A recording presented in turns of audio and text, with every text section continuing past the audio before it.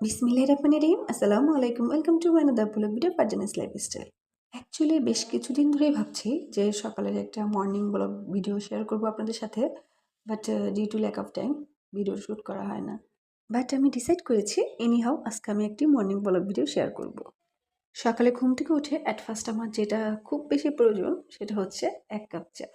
আর আমি ট্রাই করি সকালের মর্নিং টিটা হচ্ছে গ্রিন টি দিয়ে করতে। সকালে ঘুম থেকে ওঠার পরে মাইন্ডটা অনেক ফ্রেশ থাকে। আর যখন আমি কাজ শুরু করি তখন একটা গান আমি সবসময় গাই।